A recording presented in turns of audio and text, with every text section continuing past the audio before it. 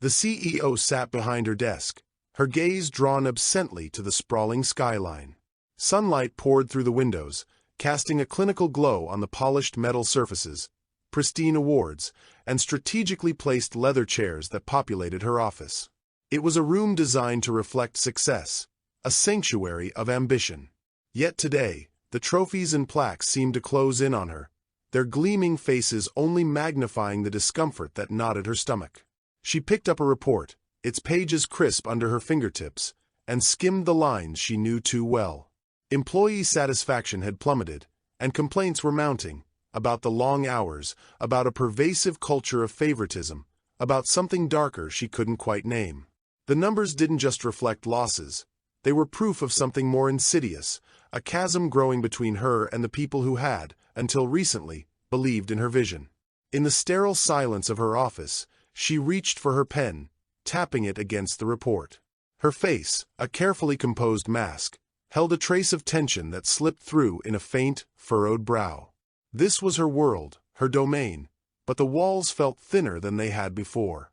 She thought back to her early days, when every success felt like a step toward creating a company where everyone would be valued. How had that dream, her dream, gone so far astray? Her assistant, a sharp-eyed young woman named Maria, stepped in quietly, handing her another folder. "The quarterly projections, ma'am," she said with a tight-lipped smile that barely reached her eyes. The CEO took it, her fingers brushing Maria's for a moment, just a moment too long. She glanced up, and their eyes met, Maria's gaze flickering with something unspoken before she looked away. "Thank you, Maria. That will be all," the CEO murmured, her voice steady but carrying an edge even she hadn't intended. Maria gave a quick nod and disappeared, leaving the room feeling emptier than it had seconds before. Alone again, the CEO leaned back, staring at the report's grim details as if hoping they'd change under scrutiny.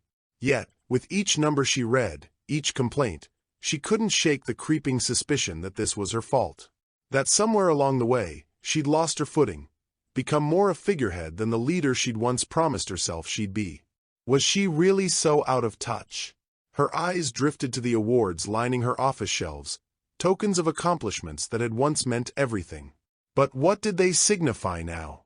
A reminder of past victories or the hollow shell of something she could no longer claim to embody? Outside, the city pulsed with life, the buildings around her darkening as the sun dipped lower. She could hear the faint hum of traffic, feel the distant reverberations of lives carrying on, unaware of the quiet turmoil within her office. Her reflection on the glass stared back, a reminder that for all her achievements, she was just one person, a person who now faced a choice. Her gaze fell back to the report. She clenched her jaw, her mind working over what it would mean to go further, to dive into the company's daily heartbeat without the shield of her title. There was risk in vulnerability, in opening herself up to things she might not be ready to see. Yet, the gnawing feeling that had kept her up at night grew stronger, urging her on. For the first time in years, she felt unsure, unsteady in her own office. This place, her fortress, no longer offered the solace it once had. She leaned forward, fingers brushing against the sleek surface of her desk, her reflection looming in the polished surface. A decision was crystallizing, forming in the pit of her stomach, a decision she was afraid to speak but knew she had to face. That morning, dressed in her unassuming outfit, a faded sweater and jeans, without her usual polished look, the CEO entered her company's doors, blending in with the crowd for the first time. Her heart raced. Today, she was on unfamiliar ground, a stranger in her own empire, where her usual authority held no weight.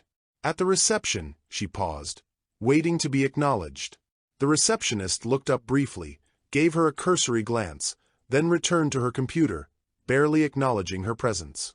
For the first time, no one looked at her with respect or deference. She was invisible, and the anonymity felt both strange and oddly freeing. She took her visitor pass and navigated through the maze of hallways, watching the buzz of activity around her, the chatter, the hurried footsteps, the clacking keyboards.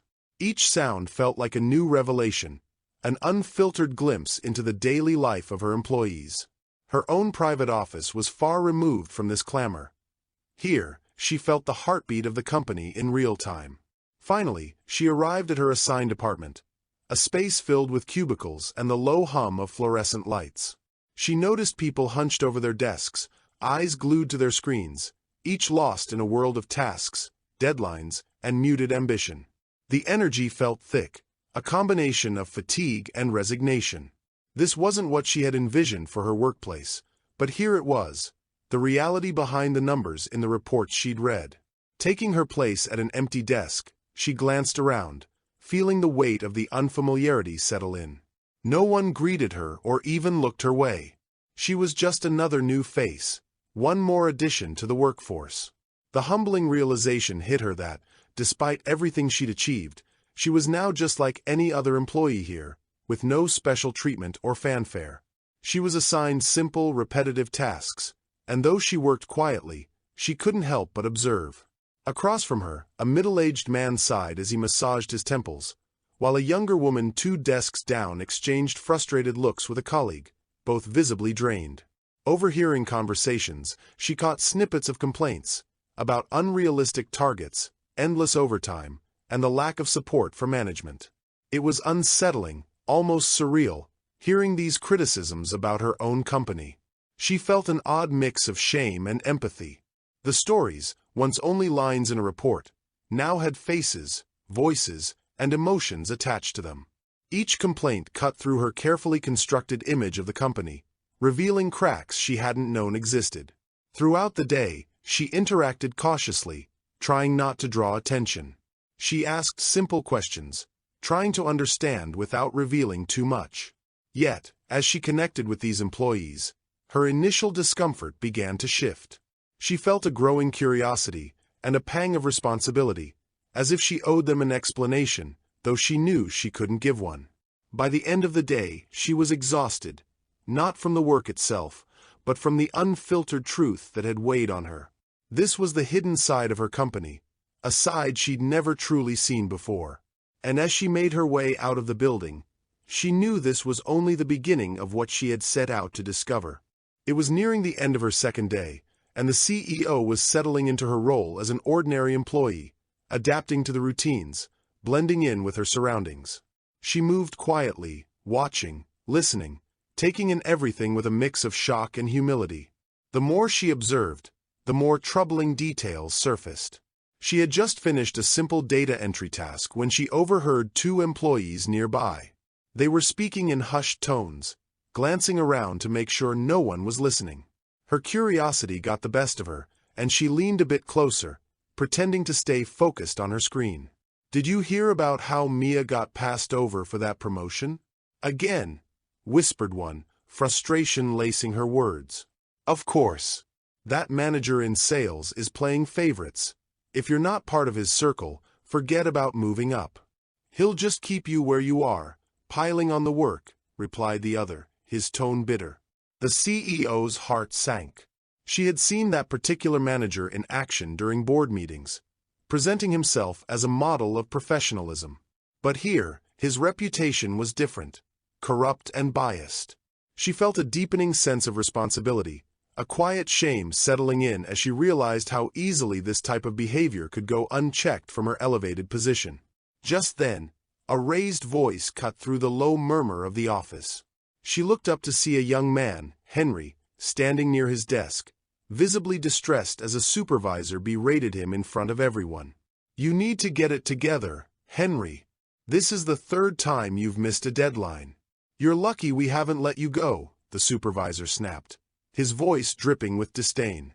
Henry's face turned red as he mumbled an apology, his shoulders slumping in defeat. Around him, others glanced away uncomfortably, too accustomed to such scenes to even react. The CEO felt her jaw clench, a surge of anger rising within her. She knew that public shaming wasn't only unprofessional. It was destructive, tearing down morale in ways that often went unnoticed on paper. The scene was over in a minute, but the impact lingered in the room like an oppressive fog. The CEO's hands trembled slightly as she realized the extent of what was happening here. Things she'd never even suspected, acts of humiliation and favoritism that seeped into the very fabric of her company's culture. It wasn't just one bad manager or a few disgruntled employees.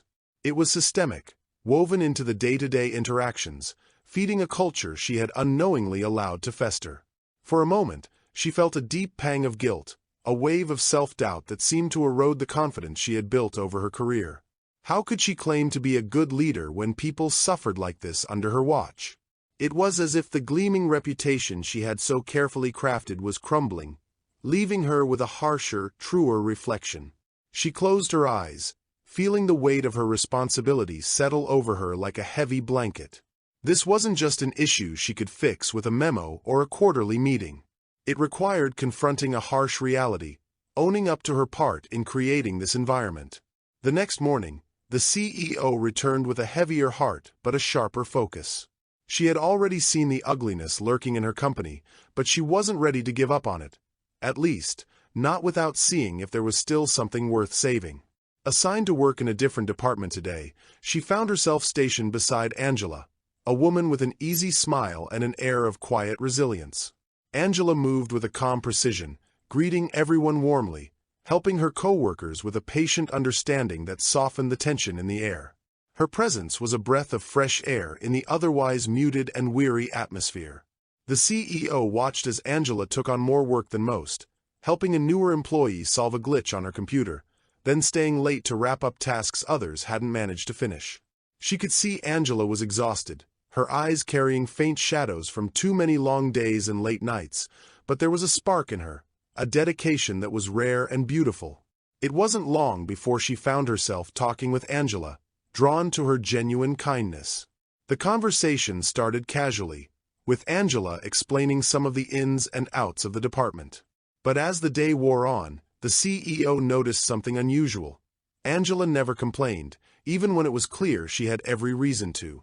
Her voice carried no bitterness, only a quiet hope. Eventually, the CEO couldn't resist asking, "Angela, how do you stay so positive despite everything here?" Angela paused, as if weighing how much she wanted to reveal. "I won't lie," she finally admitted with a tired smile. "It's not easy. A lot of things here aren't right. But I keep hoping that one day things will change. I love what I do, and I care about my coworkers, even if management doesn't always see that. So I just keep going." The CEO felt a lump in her throat, realizing Angela's words were a quiet plea, a wish for something better that she hadn't given up on. It was as though Angela embodied everything the CEO had once hoped her company would stand for: dedication, integrity, kindness.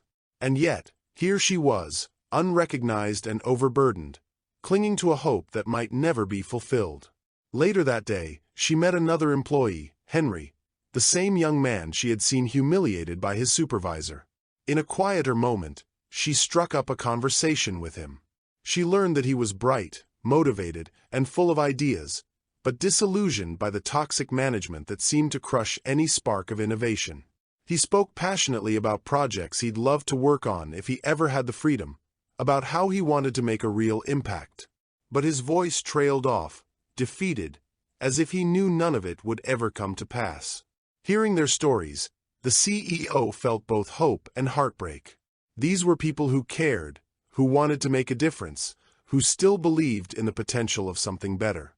They were the very backbone of the company, yet they were overlooked, undervalued, and sometimes even mistreated. In those moments, surrounded by these resilient, hard-working individuals, the CEO felt a renewed sense of purpose. Angela's quiet hope and Henry's faded dreams were worth fighting for, worth preserving and honoring. There was still something here, something worth rebuilding. And maybe, just maybe, it wasn't too late. By the following week, the CEO had seen enough to understand the depth of the problems in her company, but she hadn't expected what was about to unfold. She was stationed in the finance department that day, filing documents when she overheard a heated conversation between two senior managers. They were in the break room, unaware that anyone else could hear them. Their voices were low but unmistakably tense. "You know as well as I do, if those audits go through, we're in deep trouble," one of them whispered sharply. The CEO's hand froze, her ears straining to catch every word. The other manager laughed dismissively. "Relax, The upper floor won't notice. As long as our numbers look good, nobody's asking questions. I've been covering those expense reports for years. And if we have to cut a few corners, so be it. Everyone's happy, and we get our bonuses. Besides, they never come down here. A cold realization washed over her. It wasn't just favoritism or a toxic manager here and there. This was something far worse. Her trusted senior management manipulating finances, possibly padding reports to cover up unethical practices. She had turned a blind eye to this part of the company for too long, and now she was seeing the cost of that detachment. But the worst was yet to come. Just then, Angela walked into the room, unaware of the tension in the air. She was looking at her phone, her face pale. She'd overheard parts of their conversation too. She glanced at the managers, her eyes narrowing with quiet anger. One of the managers noticed Angela's expression and sneered. "Oh, don't look so shocked, Angela. You're just a small cog in the machine. You wouldn't understand what it takes to keep this company profitable." Angela looked them straight in the eye, unflinching. Keeping it profitable by cheating and lying? That's not success. It's corruption. And I thought we were better than that. The CEO felt a surge of admiration for Angela's courage. She could see how much Angela cared about integrity, how much she believed in a version of the company that had long since faded. It was heartbreaking, and in that moment, she realized just how much damage her neglect had caused. The manager's face twisted in anger, his voice dripping with disdain. "You're lucky you even have a job, Angela. Watch your tone, or you won't be here long." Angela's face hardened, but she turned and walked away, clearly shaken. The CEO clenched her fists, feeling an anger she hadn't felt in years. This wasn't just about business. This was a matter of right and wrong, of honor and decency. She knew she had to act, but it wasn't going to be easy. Later that evening, in the quiet solitude of her office, she felt the weight of her own choices. She'd allowed people like these managers to flourish, to twist her company's values into something unrecognizable. If she did nothing, she was complicit. But if she acted, she risked a scandal that could shake the very foundations of her company. After a long silence, she made her decision. She wasn't going to let her company be stolen by those who only cared about profit at any cost. She would confront these managers, expose the truth, and rebuild the company from the ground up, no matter the personal or professional cost. The next morning, the CEO walked into her office with a sense of clarity she hadn't felt in years. After spending the last few weeks in the trenches, she now understood the company's problems in a way she never had before. She could see both the cracks and the strength in its foundation, and she knew exactly where she needed to start. She called an emergency meeting with the board and senior managers, including the very individuals whose unethical actions had come to light. Sitting at the head of the table, she met each of their eyes, her usual composed demeanor replaced by a steely resolve. "I have spent the past few weeks working undercover," she began, her voice calm yet firm. The room fell silent. "And what I've seen has shocked me. Favoritism, unethical shortcuts, toxic behavior, and even financial misconduct. Issues I can't and won't ignore any longer." The faces around the table shifted from shock to fear and then to anger. She could sense the resistance brewing, but she continued, unwavering. "Effective immediately, I'm initiating a full audit and bringing in external consultants to evaluate our practices. Those responsible for misconduct will face consequences, no matter their title. This is no longer a company where unethical behavior goes unchecked." One of the managers, visibly flustered, tried to interject. "With all due respect, this could damage our reputation and affect our bottom line." "Enough," she interrupted, her gaze sharp. "Our reputation is already damaged if we let this go on. We're here to make something valuable, something meaningful, not just to inflate numbers on a page." The room was tense, but her words held a gravity that couldn't be denied. Slowly, the others began to grasp the seriousness of her commitment. She outlined a series of reforms, including anonymous reporting channels, improved benefits, and regular training sessions on ethics and respect in the workplace. She wanted to make sure employees like Angela and Henry would have a safe, supportive environment where they could thrive. As the meeting ended, she stayed behind, taking a moment to herself in the empty room. She felt a mix of relief and trepidation, knowing that real change wouldn't be easy or quick. But for the first time, she felt truly aligned with her purpose. She was no longer just a CEO chasing profits. She was a leader committed to rebuilding trust, integrity, and respect. Later that evening, she stood by her office window, watching the city lights flicker below, feeling a profound sense of transformation. She thought of Angela, of Henry, and all the employees who had shown resilience in the face of adversity. They were the real heart of the company, and she owed it to them to make things right. A quiet satisfaction settled over her as she realized this was just the beginning. Her company would no longer be driven by profits alone. It would be a place where integrity, empathy, and genuine leadership mattered. She had rediscovered her purpose, and with it, a newfound strength to carry her vision forward.